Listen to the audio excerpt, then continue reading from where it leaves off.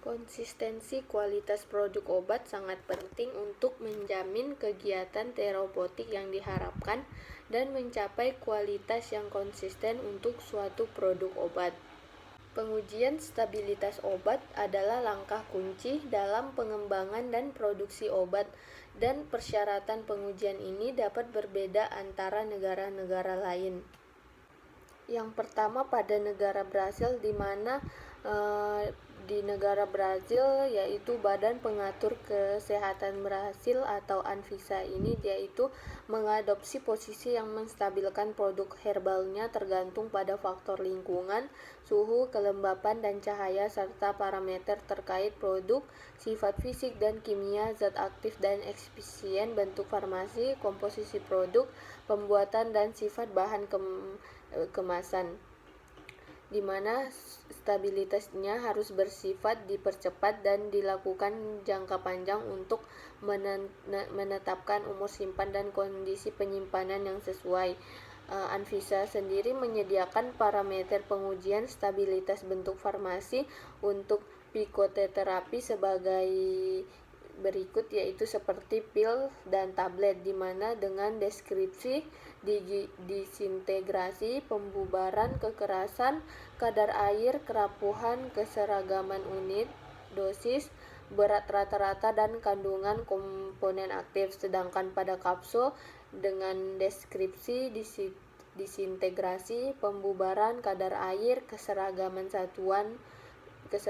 satuan dosis, berat rata-rata, dan kandungan komponen aktifnya.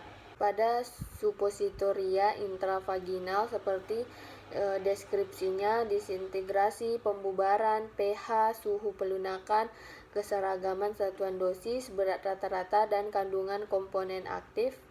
Selain itu, pengujian mikroba juga diperlukan untuk semua bentuk sediaan.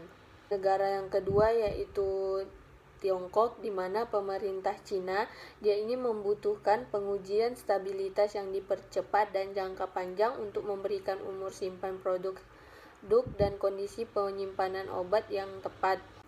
Administrasi Makanan dan Obat-obatan Provinsi Anhui, Cina, dia ini menyediakan parameter pengujian stabilitas untuk berbagai bentuk produk obat yang diresepkan di dalam farmakope Cina. Contohnya pada pil, dia ini dengan melihat deskripsi, identifikasi, disintegrasi, kadar air, pengujian dan batas mikroba. Sedangkan pada obat-obat yang berbentuk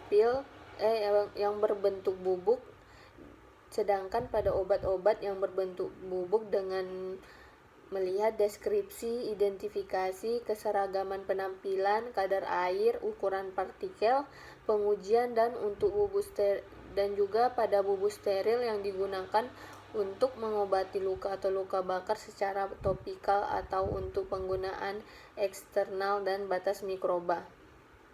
Pada obat gosok atau lotion dan film yang diolesi, dia ini dengan melihat deskripsi, identifikasi, kepadatan relatif, pH, kandungan etanolnya, indeks bias, dan batas mikroba.